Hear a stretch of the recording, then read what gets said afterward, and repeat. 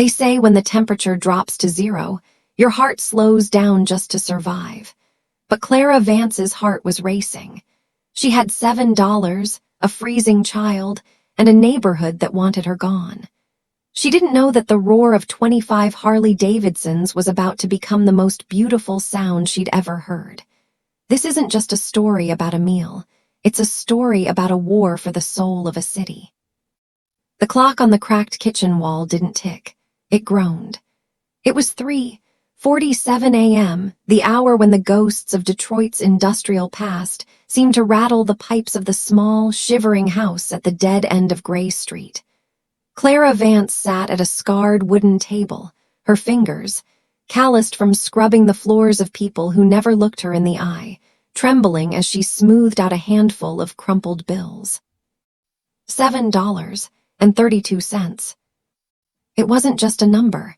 It was a death sentence for her pride. It was the distance between her 2-year-old son, Leo, and a hunger that would keep him awake until dawn.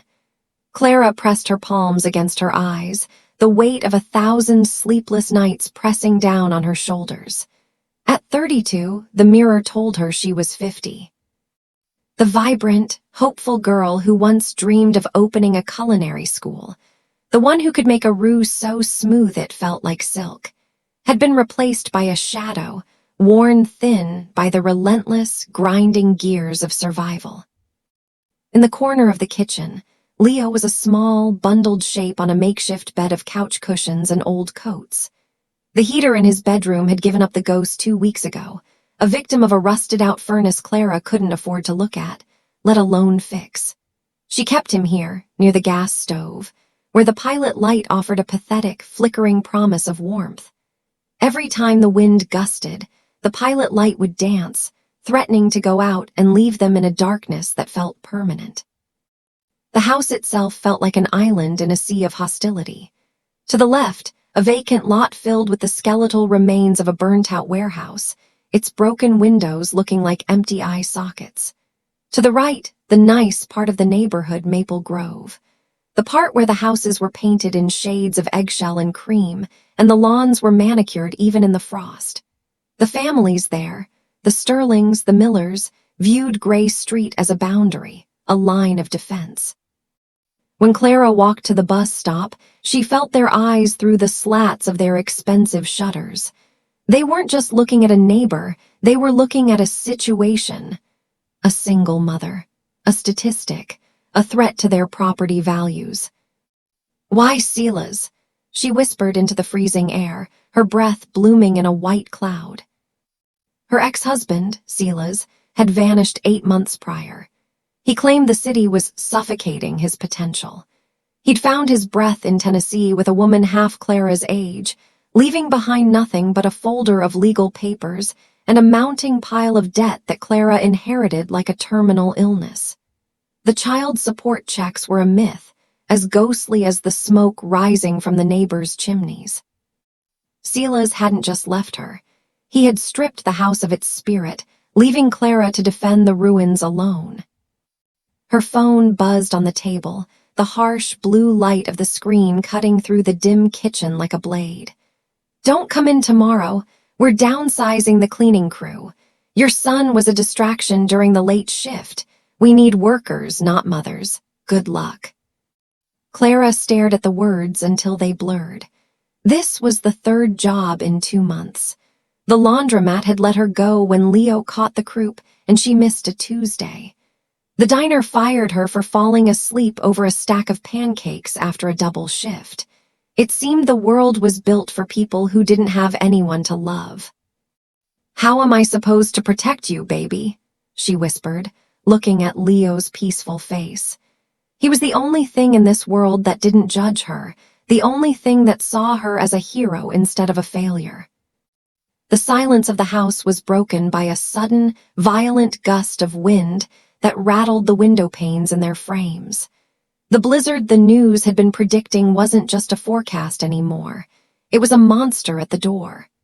Outside, the world was disappearing under a shroud of white.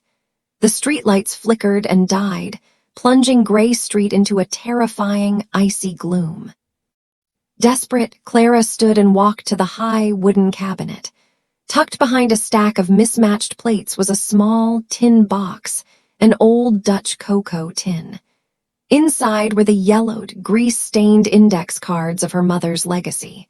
Her mother had run the hearth, a soul food staple in the 90s before the neighborhood turned. "Clara, honey," her mother's voice echoed in her mind, a warm memory in a cold room. "People can ignore your face, they can ignore your struggle, but they can never ignore the smell of my fried chicken. It's the smell of home, and everyone, no matter how cold they are, wants to come home." With her last $7, Clara didn't buy bread. She didn't buy milk. She walked 3 blocks in the biting wind to the late-night corner store and bought a 5-pound bag of chicken, a carton of buttermilk, and a small tin of smoked paprika. If she was going to go down, she was going to go down fighting with the only weapon she had, the recipes of her ancestors. The next morning, as the snow piled 3 feet high against the siding, the small house on Gray Street began to transform.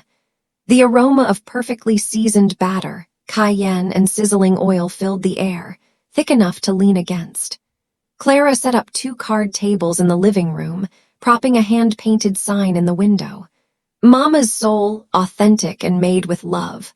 Warmth for the cold soul." She watched from behind the curtain. A few people trudged by, heads down against the stinging wind. Agatha Sterling, the self-appointed queen of the neighborhood association, stopped. She looked at the sign, then at Clara's face in the window. Her lip curled, not in hunger, but in a cold, sharp disdain. She didn't buy a wing. She didn't even offer a nod. She simply turned and walked faster, her expensive boots kicking up a spray of slush, as if the very smell of Clara's cooking was an insult to the neighborhood's standards. Clara leaned her forehead against the glass. The food was ready. The house was fragrant, but the world was closed. She felt the tears finally coming, hot, angry tears that tracked through the flour on her cheeks. She had risked her last cent on a dream that the world seemed determined to crush. She had no way of knowing that the silence of Gray Street was about to be obliterated. She had no way of knowing that the very people Agatha Sterling feared most were currently struggling through the snow just 5 miles away, their engines screaming in the dark. Clara thought she was waiting for customers, but she was actually waiting for an army. And when the first headlight cut through the blizzard, she realized that some angels don't wear white. They wear leather, they carry scars, and they're louder than a thunderclap. When the first fist hit the door, Clara didn't think customers. She thought predators. 25 shadows stood in the blinding white, their eyes hidden behind frosted goggles. They looked like the end of the world. But for Clara Vance, they were about to become the beginning of a legend. You see, the devil doesn't always come to destroy. Sometimes, he's just looking for a place to stay warm. The blizzard didn't just fall, it conquered. By 6:00 p.m., the streetlights of Gray Street were mere ghosts, their yellow hum swallowed by a white void that erased the horizon. Inside the small house, the air was thick with the scent of rosemary, cayenne, and deep-fried hope. Clara had plated the last of the chicken, the golden-brown crust glistening under the dim kitchen light, but the card tables remained empty. The nice neighbors had retreated behind their double-paned glass and locked doors, leaving Clara and Leo in a silent, freezing fortress. Then the sound started. It wasn't the wind. It was a low-frequency vibration that rattled the silver in the drawers. It was a rhythmic, mechanical thunder that seemed to rise from the very earth. Clara froze, her hand gripping a cast-iron skillet. She moved to the window, peeling back the edge of the heavy curtain. Through the swirling snow, she saw them. Headlights piercing, circular eyes of white light cut through the dark. 1, then 5, then 20. A column of heavy metal and leather emerged from the storm like a phantom army. These weren't the luxury SUVs of the Maple Grove residents. These were machines, Harley-Davidsons, panheads, and choppers, their chrome dulled by road salt and ice. The roar died down to a guttural chug as the lead bike pulled up directly onto Clara's curb. A man dismounted. He was a titan, standing at least 6'4", wrapped in a grease-stained leather duster that flapped in the gale. On his back was a patch that made Clara's breath hitch in her throat, a winged skull, the emblem of the Iron Angels. "Not today," Clara whispered, her heart hammering against her ribs like a trapped bird. "Please, not today." She watched as the man, whom she would later know as Iron Silas, a name that shared her ex-husband's but carried a vastly different weight, trudged toward her porch. His boots sounded like hammers on the wood. Thud, thud, thud. Then came the knock. It wasn't a polite tap. It was a heavy, authoritative demand that shook the door on its hinges. Clara looked at Leo, who had woken up and was staring at the door with wide, curious eyes. She had two choices: hide in the cellar and hope they went away, or face the storm. She thought of the $7. She thought of the empty pantry. She thought of her mother's voice telling her that no one can ignore the smell of home. She gripped the handle, turned the deadbolt, and pulled the door open. A wall of sub-zero air hit her, followed by the towering presence of the biker. His beard was a thicket of frozen needles, and his eyes were bloodshot from the wind. Behind him, 24 other men stood in the snow, their bikes leaning like weary pack animals. They looked like outlaws, like the very nightmares the evening news warned about. "We saw the sign," the man said. His voice was a deep, gravelly rasp like stones grinding together. He didn't look at her face, he looked past her toward the kitchen. "And we smelled the grease 3 blocks back. The highway's closed. My boys are freezing, ma'am. We need a floor and a fire." Clara's hand tightened on the door. "This is a private residence. I'm not a restaurant. I was just trying to." The man reached into a pocket of his leather vest. Clara flinched, expecting a weapon. Instead, he pulled out a roll of $100 bills held together by a thick rubber band. He peeled one off, a crisp Benjamin Franklin, and held it out. "We don't want trouble," Silas said, his voice softening just a fraction. "We want what's in that frying pan, and we want to not lose our toes to frostbite. 100 per man, just for the night." 25 men, $2,500. Clara looked at the money, then at the men shivering in the dark. These were the terrors of the road. But as she looked closer, she saw the reality. One man was clutching his side, his face pale. Another was rubbing hands that were turning a dangerous shade of blue. They weren't an invading army. They were refugees. "The heater is broken," Clara said, her voice finally steady. "It's not much warmer in here than it is out there." Silas stepped over the threshold, his presence filling the hallway. He looked at the flickering pilot light on the stove, then at the bundled-up toddler on the cushions. He looked back at his crew and then at Clara. "Ma'am," he said, "if you've got the food, we've got the hands. We've fixed bikes in the middle of the Mojave and rebuilt engines in the rain. You provide the soul, and we'll provide the heat."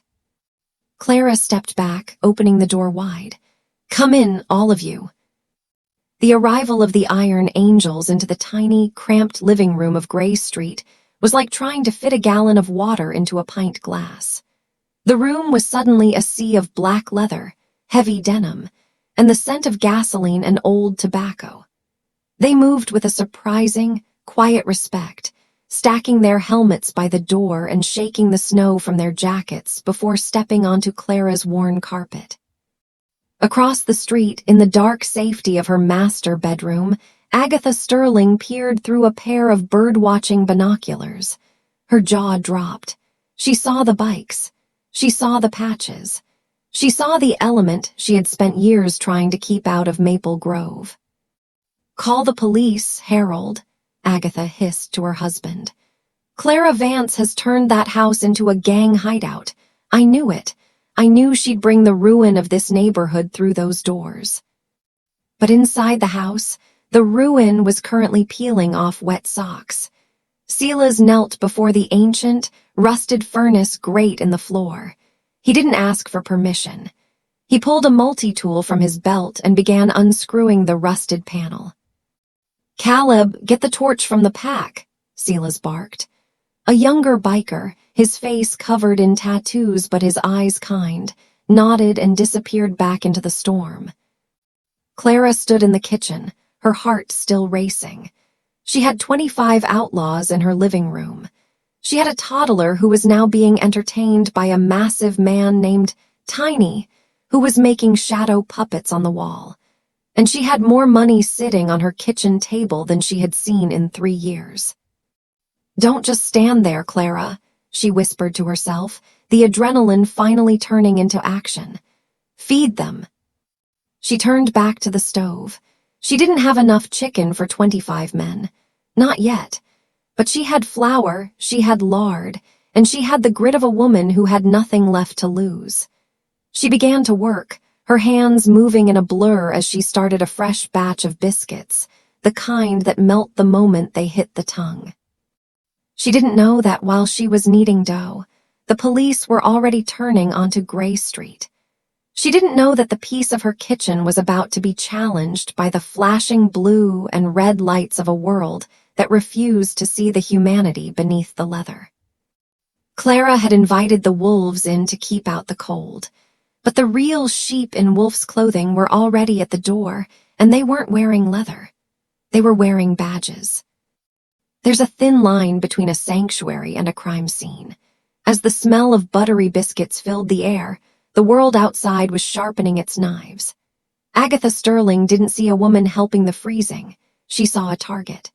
And when the police cruisers surrounded the house, Clara Vance realized that sometimes the law is the furthest thing from justice. But she wasn't alone anymore. She had 25 brothers in leather who were about to show the neighborhood exactly what loyalty looks like. The heat was finally rising. It didn't come from the broken furnace, not yet, but from the sheer mass of humanity packed into Clara's small living room. The air was thick with the scent of damp leather, cigarette smoke clinging to jackets, and the heavenly, golden aroma of Clara's mother's secret recipe biscuits. Silas, the leader of the Iron Angels, was a man of few words and heavy actions.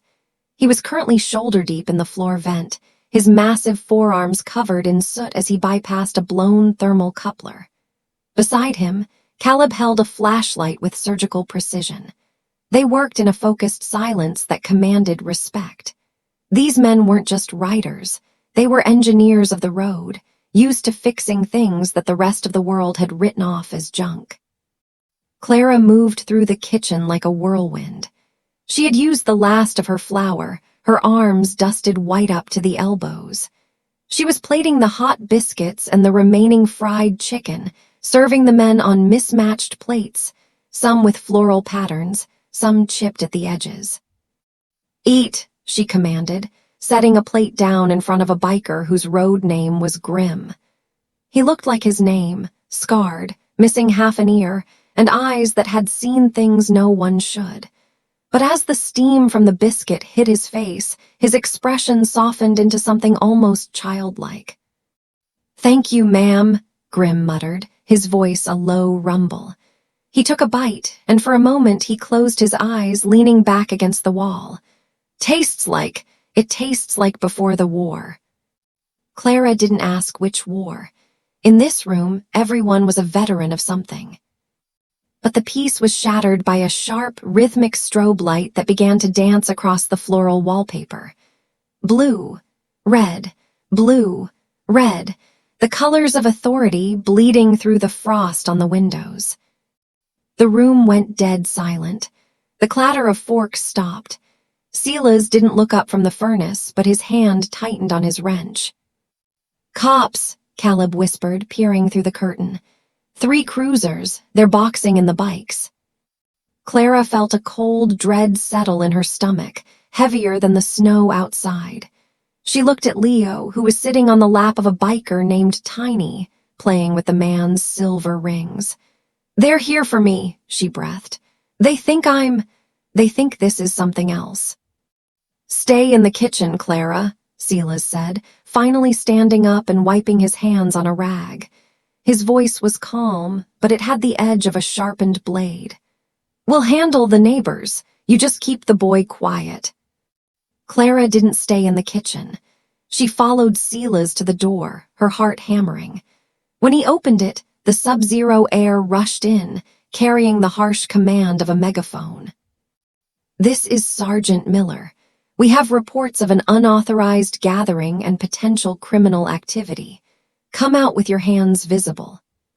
Standing on the sidewalk, shielded by the open door of a patrol car, was Sergeant Miller, a man Clara recognized from the local precinct. And standing behind him, wrapped in a fur coat that cost more than Clara's car, was Agatha Sterling. She looked triumphant, her finger pointed at Clara's house like a spear. I told you, Sergeant, Agatha yelled over the wind. She's harboring them. Look at those machines. They're trespassing on our quiet street. Silas stepped out onto the porch. He didn't raise his hands. He stood like an oak tree, his leather duster snapping in the wind. The 24 other angels stood up behind him, a wall of black leather and muscle visible through the open doorway. Is there a problem, officer? Silas asked. The officer was a subtle jab. He knew Miller's rank, but he refused to give him the satisfaction. We've got complaints of a disturbance, Miller said, his hand resting on his holster.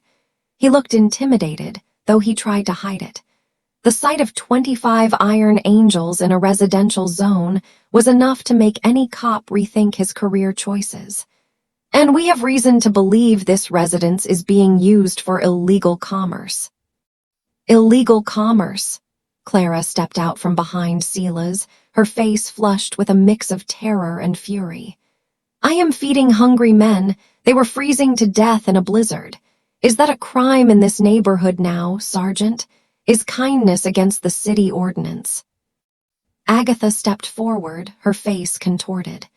Don't play the martyr, Clara. We know what these gangs do.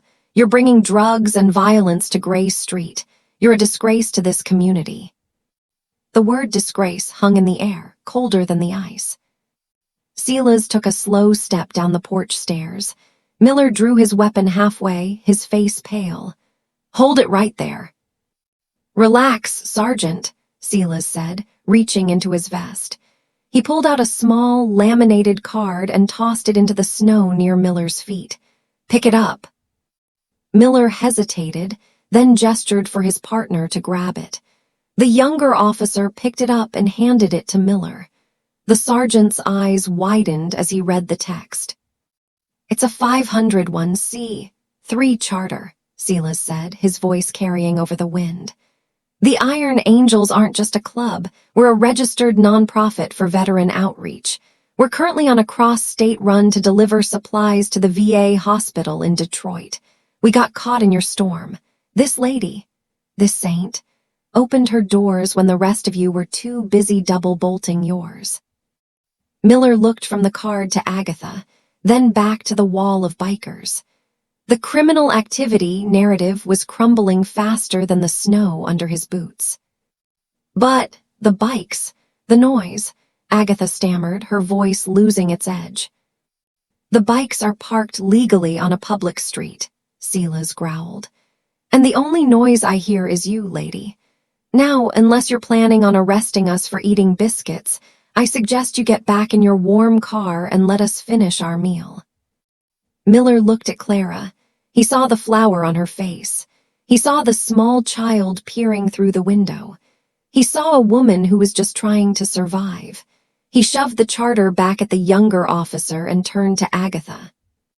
Go home, Mrs. Sterling, Miller said, his voice tired. There's no crime here, just a neighborhood watch that's watching the wrong things. Agatha gasped, her face turning a deep, ugly red. She turned on her heel and stomped through the drifts toward her house, but the victory wasn't over.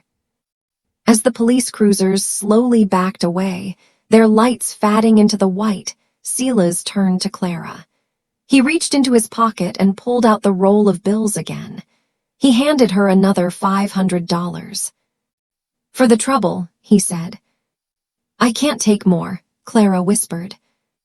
"Take it," Silas insisted. "Because tomorrow, word is going to get out. The angels don't forget a favor.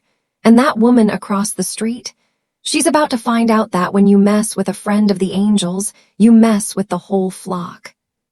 Clara watched him go back inside. She looked at the money in her hand, $3,000 total now. It was a miracle.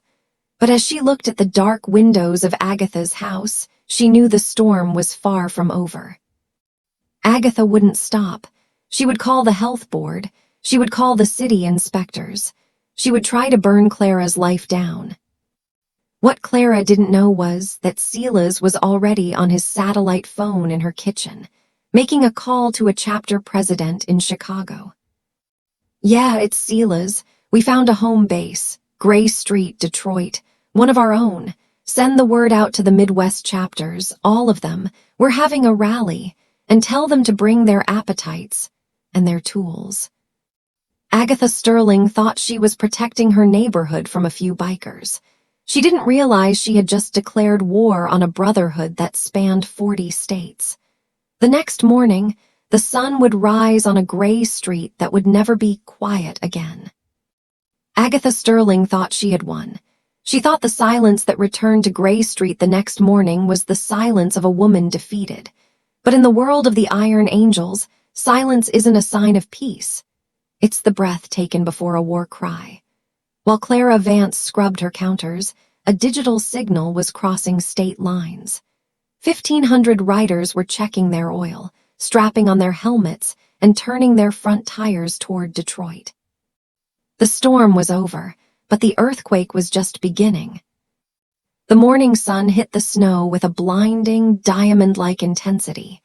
The blizzard had passed, leaving behind a world draped in a deceptive white peace. Inside the house on Gray Street, the air was still warm. Silas and his men had stayed true to their word. The furnace was humming, not perfectly, but with enough strength to keep the frost from creeping back onto the windows. Before the first light of dawn, the 25 riders had packed their gear. They moved like a well-oiled machine, clearing Clara's driveway with shovels they'd pulled from their supply packs and stacking firewood they'd somehow sourced from the vacant lot next door. When Clara woke up, she found a note on the kitchen table, weighted down by a heavy brass shell casing. "Heaters fixed, driveways clear, the biscuits were better than my mother. Stay ready, Clara. Silas." Clara looked out the window. The bikes were gone. The street was empty. For a moment, she felt a hollow pang of loneliness. The chaos of the previous night had been terrifying, but it had also been the first time in years she hadn't felt invisible. She looked at the roll of cash hidden in the cocoa tin.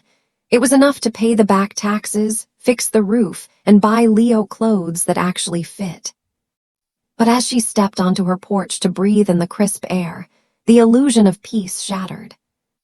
Across the street, Agatha Sterling was standing on her meticulously cleared sidewalk, flanked by 2 men in suits. One held a clipboard, the other was snapping photos of Clara's house with a professional-grade camera. "Good morning, Clara," Agatha called out, her voice dripping with a fake, sugary concern that didn't reach her eyes. "I hope your guests didn't leave too much of a mess, though I suppose the city inspector will be the judge of that." Clara's heart sank. "Inspector, Agatha, what are you doing?" "Oh, don't mind us," Agatha said, gesturing to the men. "We're just conducting a preliminary neighborhood standards review, running a commercial kitchen out of a residential zone without a license. Not to mention the structural safety of a house that clearly can't support the volume of people you had in there last night. We're just looking out for the safety of the community." The man with the clipboard looked up. "Ms. Vance, I'm Mr. Henderson from the Department of Building Safety and Engineering. We received a high-priority report regarding several code violations. We'll need to schedule an interior walkthrough by noon today. If the furnace and electrical aren't up to code, we'll have to red tag the property. You'll have 24 hours to vacate. Clara felt the world tilt. Vacate? This is my home. I have a 2-year-old. Rules are rules, Agatha smirked, adjusting her fur collar. Maybe if you hadn't invited a gang of outlaws into our sanctuary, we wouldn't be in this position. But actions have consequences, Clara. I told you you don't belong on this street.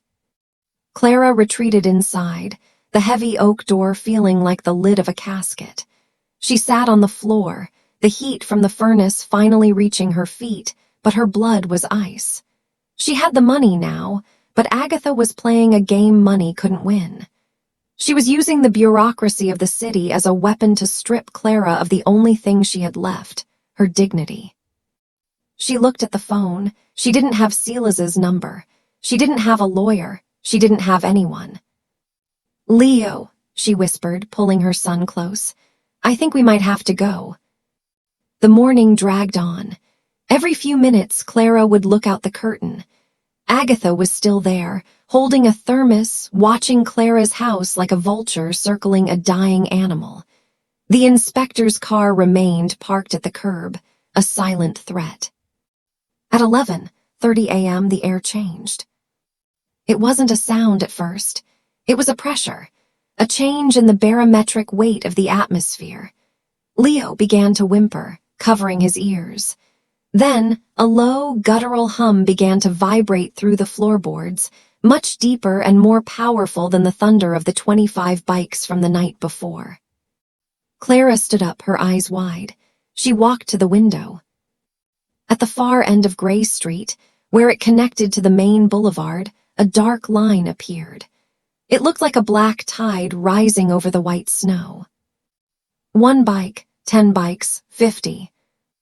The sound grew until it wasn't a sound anymore. It was a physical force that made the glass in the windows scream in their frames. The ground beneath the house began to shake. Agatha Sterling dropped her thermos. The tea spilled into the snow, steaming and brown, but she didn't notice. She was staring at the horizon. The tide turned onto Gray Street. It was a procession of iron and chrome that seemed to have no end. Riders in leather vests, riders in heavy winter parkas, riders with American flags snapping behind them. They rode in perfect military formation, filling the street from curb to curb. The Iron Angels, the Screaming Eagles, the Black Knights, patches from every club in the Midwest were visible. At the head of the formation was Silas. He wasn't on his bike this time. He was in the passenger seat of a massive, blacked-out flatbed truck, which was followed by 3 white vans with Vance construction and catering supplies, magnetic signs slapped on the doors. The roar reached a crescendo as 1,500 engines idled in front of Clara's house.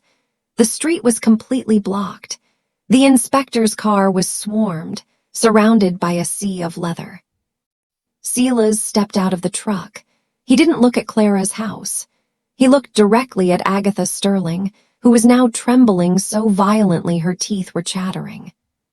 Silas signaled with his hand, and 1,500 men killed their engines at the exact same second.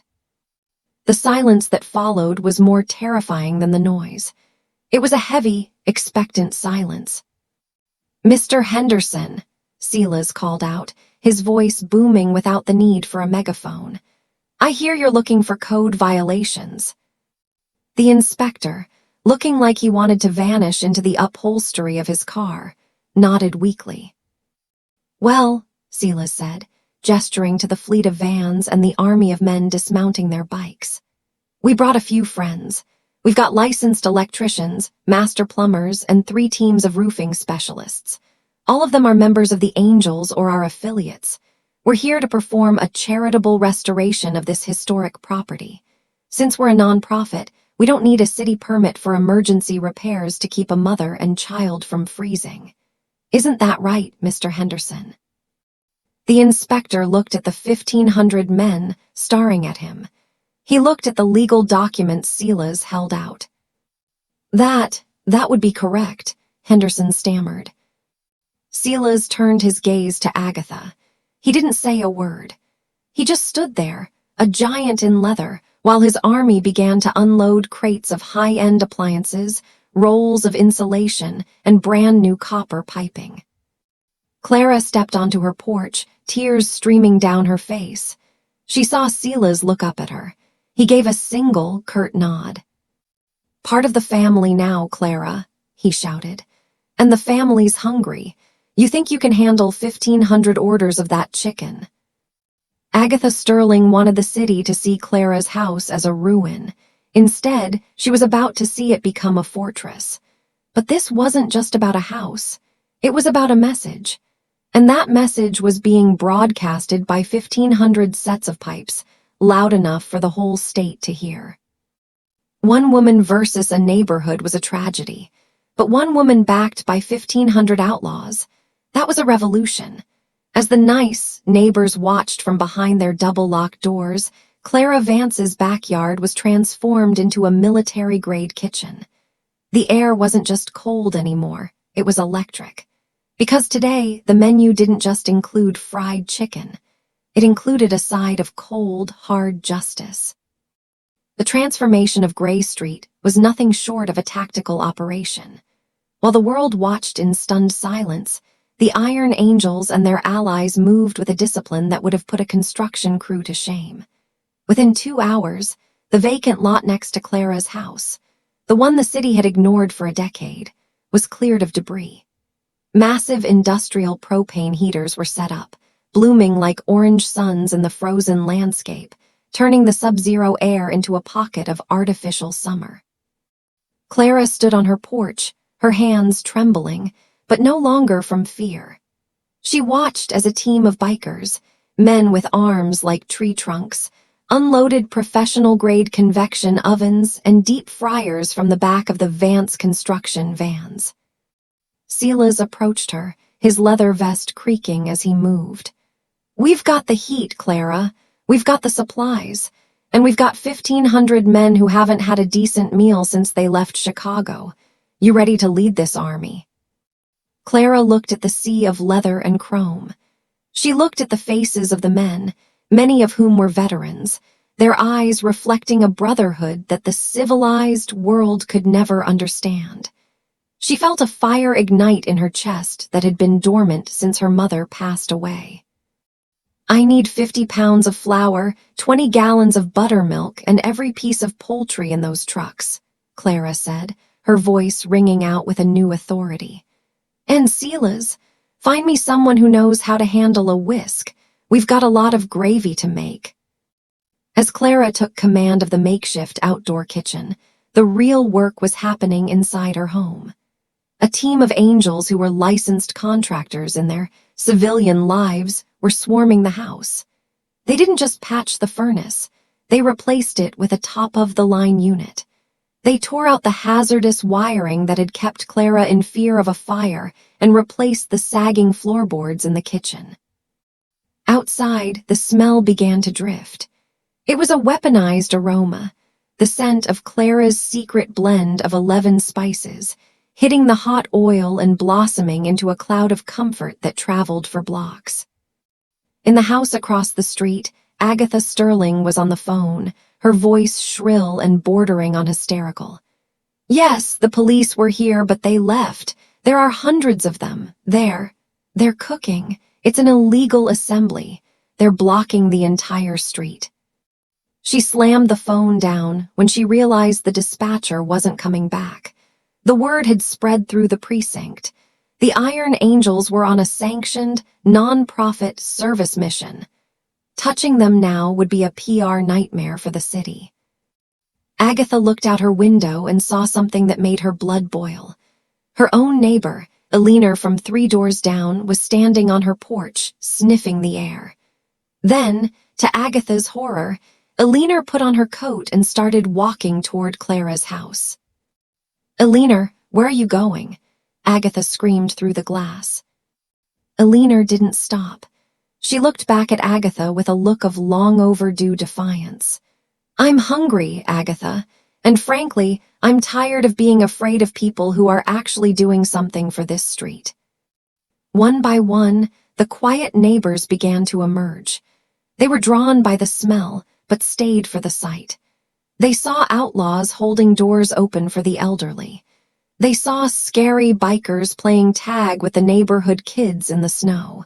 They saw a community being built in the very place Agatha had tried to tear it down.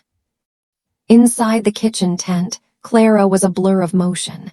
She was teaching Iron Silas how to properly dredge a chicken breast. Not too much pressure, Silas. You want the skin to breathe. If you pack the flour too tight, it's a brick. We're making clouds, not stones. The giant man followed her instructions with a look of intense concentration, his scarred hands moving delicately through the flour. Yes, ma'am, clouds, not stones. By 3:00 p.m., the first rally plates were served. A mountain of golden fried chicken, creamy mashed potatoes with a well of golden gravy, and biscuits so light they seemed to defy gravity. The bikers sat on their machines, using their seats as tables, while the neighbors sat on the tailgates of the trucks. It was a feast in the middle of a frozen wasteland. But the tension hadn't vanished. It had just shifted. A black sedan pulled up to the edge of the crowd. A man in a sharp gray suit stepped out, the city council representative for the district, Arthur Vance, no relation to Clara, though the irony wasn't lost on her. He was followed by a news crew with a camera light that cut through the afternoon gloom. Arthur Vance walked through the crowd of bikers, looking deeply uncomfortable.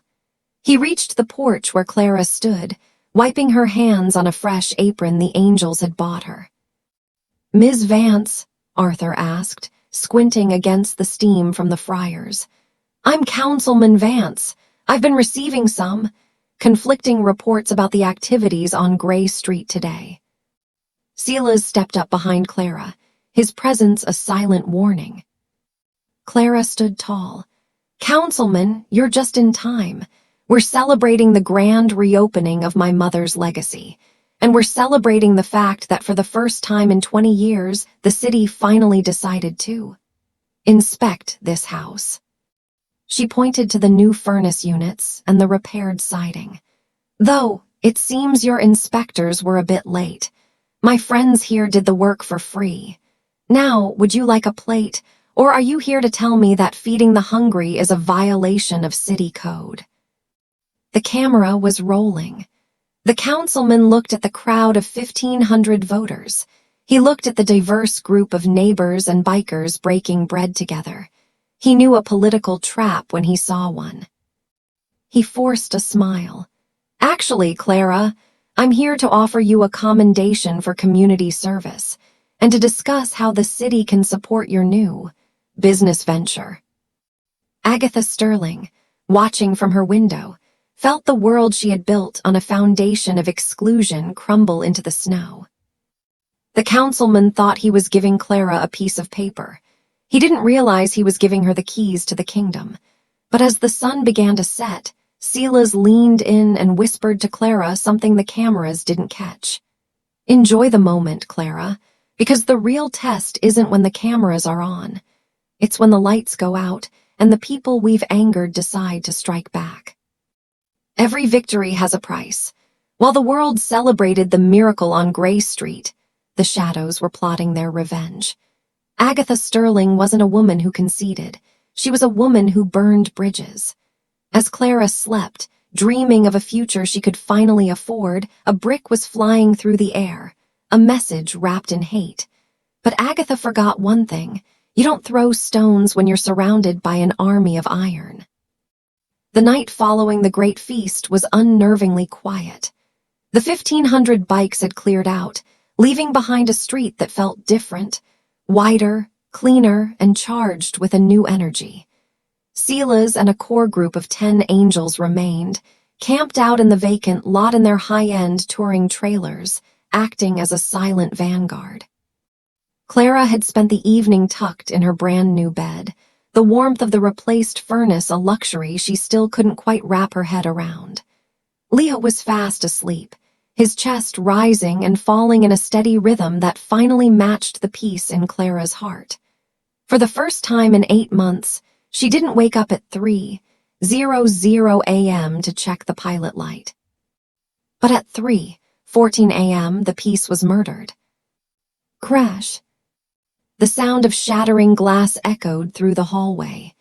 Clara bolted upright, her heart hammering against her ribs like a trapped bird. Her first instinct was Leo. She lunged across the room, scooping him up before he could even start to cry. "Stay quiet, baby," she whispered, her voice trembling.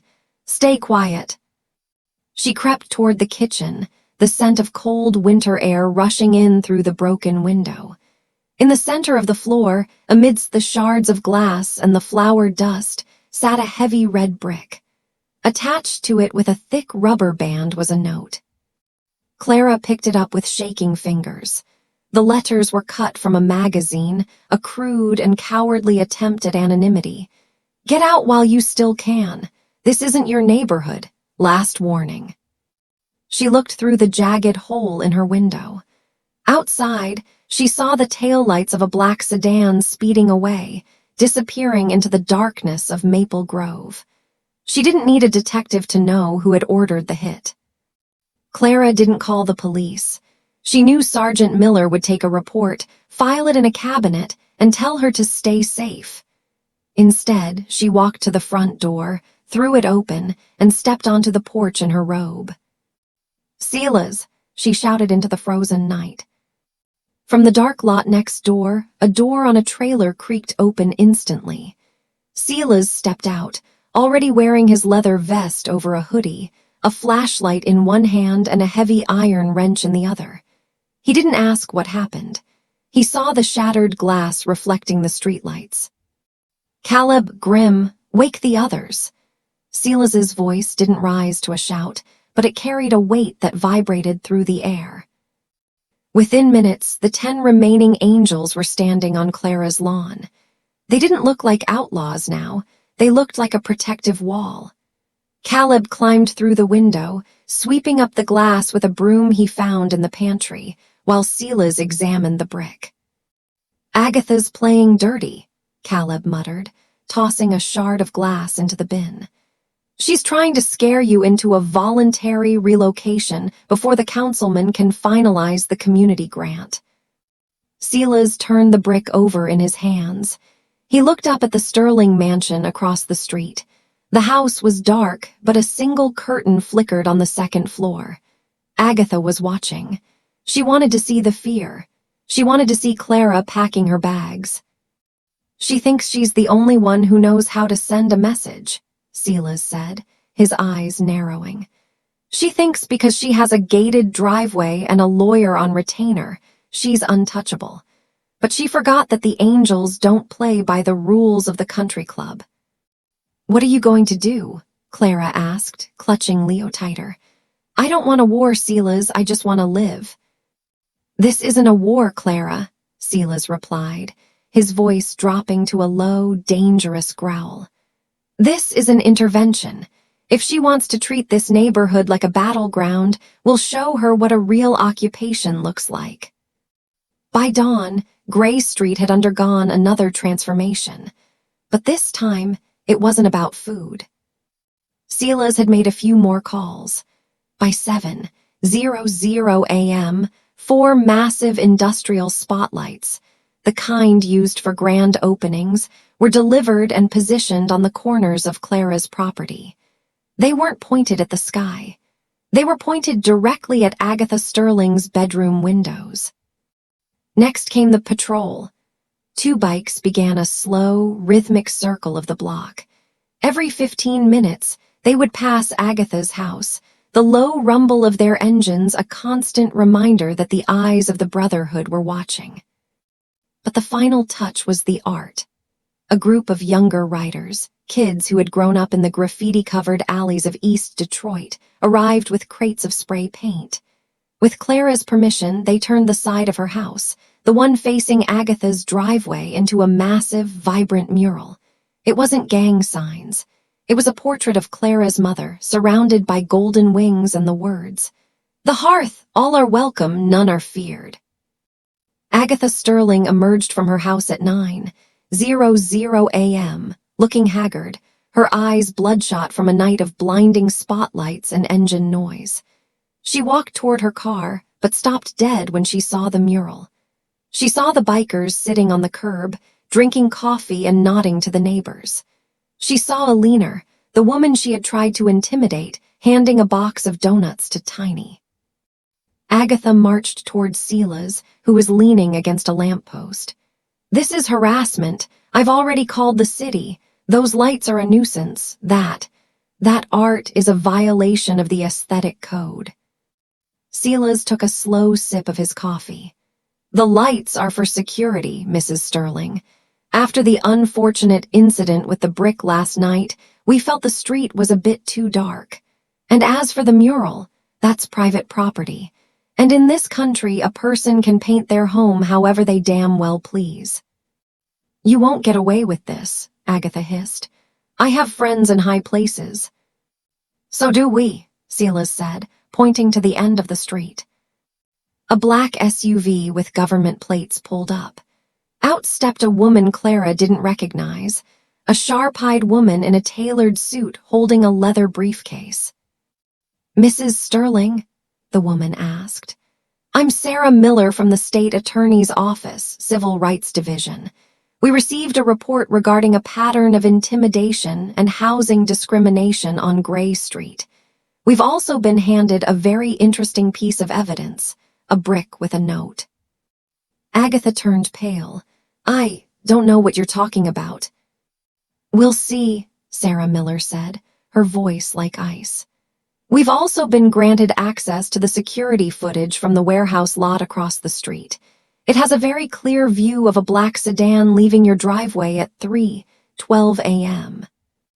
Agatha stumbled back, her hand flying to her throat. The high places she relied on were suddenly very far away. Clara watched from her porch. She felt a strange mix of pity and triumph.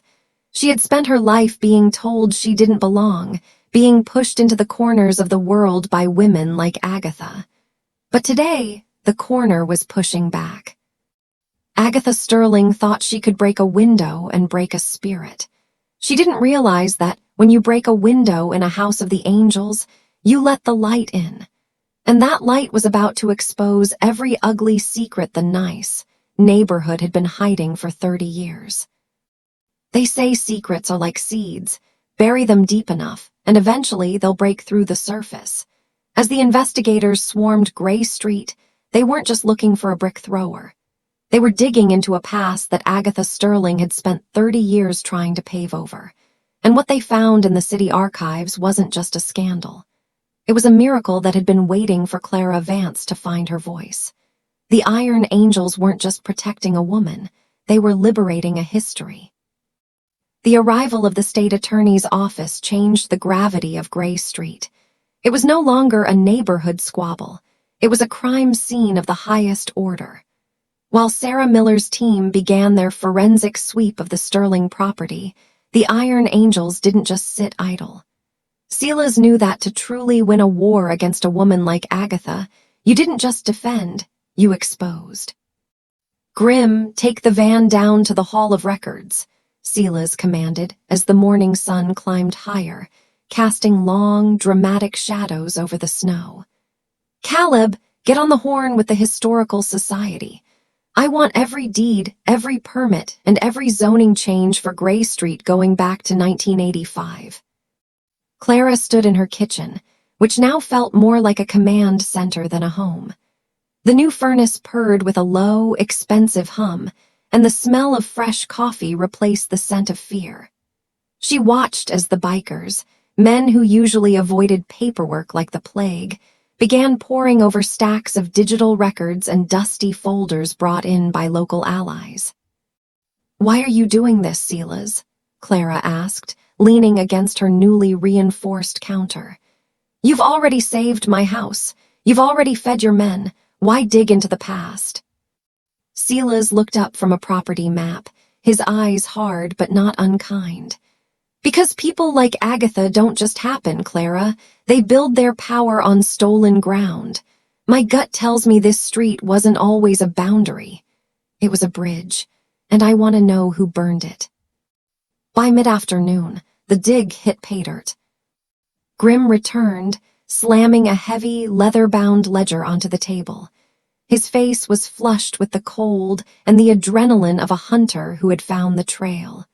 You're not going to believe this, boss. Clara, look at the 1992 city plat for Gray Street. Clara leaned in. The map showed her house, but it was marked differently. It wasn't just residential lot 42. It was listed as part of a larger estate, the Sterling Vance Cooperative. Her heart skipped a beat.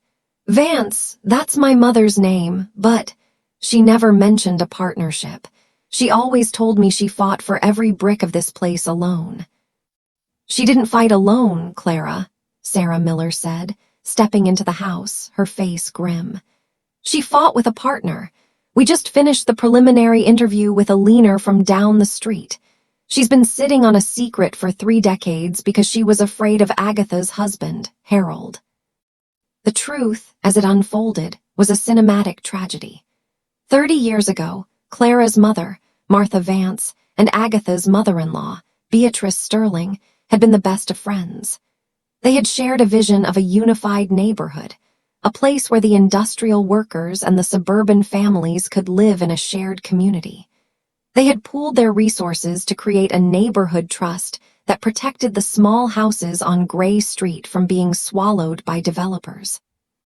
But when Beatrice died, Harold and Agatha had forged the trust documents. They had manipulated the zoning laws to isolate Martha's property, cutting off her access to the main road and slowly suffocating her business, the Hearth, through a series of administrative strangulations. They didn't just want the street quiet. They wanted the Vance name erased because that name held the legal rights to the very land Agatha's mansion sat on. The brick she threw wasn't just about the bikers, Clara, Sarah Miller explained, holding up a digital tablet. It was a panic move. She knew that if you became successful, if you attracted enough attention, someone would eventually look at the titles. The land your house sits on, it doesn't just belong to you. According to the original, uncorrupted deed we found in the county basement, you own the land all the way to the boulevard. That includes Agatha's guest house and her entire east garden. Clara felt a wave of dizziness. She looked out the window at the mural of her mother. The golden wings suddenly seemed less like a tribute and more like a sign of protection. She tried to drive me out so she could claim the land through adverse possession, Clara whispered. She was trying to steal my mother's ghost. Not anymore, Silas growled. The silence of the revelation was broken by a commotion outside. A black town car had pulled up, and Harold Sterling, Agatha's husband and a man known for his silence, was being escorted from his house in handcuffs. Behind him, Agatha was screaming, her voice a jagged glass edge in the cold air. She wasn't screaming about the law, she was screaming about decorum. The neighborhood had gathered, but they weren't cheering for the arrest. They were looking at Clara. They were looking at the woman who had stood her ground against the neighborhood titan. Silas stepped onto the porch, flanked by his leather-clad brothers. He didn't need a microphone. The silence of the street was his stage. Listen up, Silas roared. 30 years ago, a bridge was broken on this street. A bridge between friends, between neighbors, and between the truth and a lie. Today, that bridge is being rebuilt. This house, it's not just a house. It's the headquarters of a legacy. He turned to Clara. Clara Vance, you've got the money, you've got the land, and you've got 1,500 men who are ready to make sure no one ever throws another brick. What's the first order of business? Clara looked at the crowd. She saw a leaner, she saw the bikers, she saw the curious kids from the next block. She felt her mother's strength flowing through her like a river of fire. The first order of business, Clara said, her voice steady and echoing across the snow, is to take down those fences, All of them. And then, we're going to need more chicken. Because tonight, the celebration isn't just for us. It's for everyone who was ever told they didn't belong. The Sterling Empire was falling, one legal document at a time. But as the sun began to dip below the horizon, Clara knew that the true victory wasn't in the handcuffs or the land. It was in the fact that for the first time in 30 years, the shadow of the mansion didn't reach her doorstep. But there was one final secret hidden in her mother's cocoa tin, a secret that would turn a neighborhood miracle into a nationwide movement. Every storm eventually runs out of rain, but the ripples left behind, they can change the map forever. As the dust settled on Gray Street, Clara Vance wasn't just a survivor, she was the heartbeat of a new Detroit. The outlaws were gone, but their spirit remained, etched into the very soil. You're about to see how one plate of chicken didn't just save a home. It ignited a movement that would bridge a city's soul. This is the final ride. The legal fallout from the Sterling scandal hit Detroit like a sledgehammer. With the evidence provided by the Iron Angels and the state attorney's office, the decade-long deception came crashing down.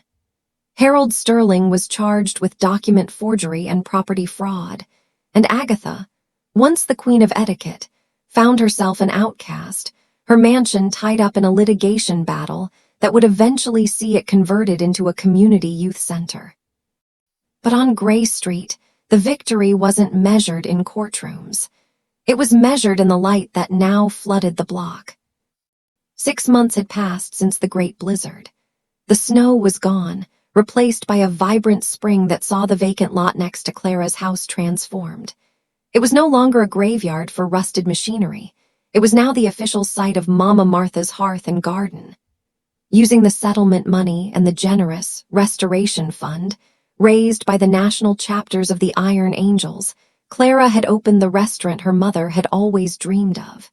It wasn't just a diner, it was a sanctuary. The walls were decorated with photos of the 25 original angels, and the front door remained unlocked from dawn until dusk. On the grand opening night, the air was warm and heavy with the scent of blooming jasmine, and of course, the legendary fried chicken. The street was lined not with barricades, but with picnic tables. Suddenly, a familiar sound began to vibrate through the pavement. It wasn't the menacing roar of a threat. It was the homecoming song of a family. A column of motorcycles rounded the corner, led by a gleaming black-and chrome chopper. Silas dismounted, looking less like a nomad and more like a brother returning from a long journey. Behind him were the same men who had shivered in Clara's kitchen that Christmas night: Caleb, Grim, Tiny, and the rest. "Place looks different without the ice, Clara," Silas said, stepping onto the porch. He looked at the thriving garden, the happy neighbors, and the sign that bore Martha's name. Clara walked over and hugged him, a hug that carried the weight of 1,000 thanks. "It looks exactly how it was supposed to look 30 years ago, Silas. Thank you for helping me find the keys." "We just kicked the door down," Silas shrugged, his eyes softening. "You're the one who walked through it." As the sun began to set, the street became a living testament to the power of community. You could see a leaner sharing a table with a biker covered in tattoos. You could see the local kids learning how to check the oil on a panhead engine. And you could see Leo, now 3 years old, running through the grass without a single worry in the world. Clara walked to the edge of the property, looking toward the former Sterling estate. The fences were gone. The barriers that had defined us versus them had been dismantled, replaced by a shared park where the neighborhood finally breathed as one. She pulled the old cocoa tin from her apron pocket. Inside, she had kept one thing, the original $7.32 she had counted on that desperate night. She buried the coins at the base of the mural of her mother. "We made it, Mama," she whispered. "The fire's back on." The story of the black single mom and the 1,500 angels didn't stay on Gray Street. It traveled. It became a legend told in bars, in churches, and in boardrooms across the country. It was a reminder that prejudice is a choice, but kindness is a force of nature. It proved that when you open your door to a stranger in a storm, you might just be letting in the army you need to change your life. As the final embers of the celebration glowed in the Detroit night, Silas and his men prepared to ride out. They had other roads to travel, other missions to complete. But as they kicked their starters and the engines sang their guttural chorus, every person on Gray Street stood on their porch and waved. They weren't watching outlaws leave. They were watching family go for a ride. Clara stood on her porch, her hand on Leo's shoulder. She knew there would be other storms. She knew the world would always have its Agathas. But she also knew that she wasn't alone. She had a brotherhood of 1,500 heartbeats backing her up, and a recipe for soul that could melt the coldest winter. The world told Clara Vance she was a statistic. The neighborhood told her she was a nuisance. But the angels, they told her she was a leader. And in the end, the loudest sound on Gray Street wasn't the engines or the sirens. It was the sound of a woman finally breathing free. Because when you fight with soul, you never truly walk alone. This story started with $7 and ended with a revolution. If this journey moved you, if you believe that kindness is the loudest roar of all, then hit that like button. Subscribe to join our brotherhood of storytellers and ring the bell so you never miss a moment of high-stakes truth. Tell us in the comments, have you ever been the angel in someone else's storm? Stay bold. Stay kind. We'll see you on the next ride.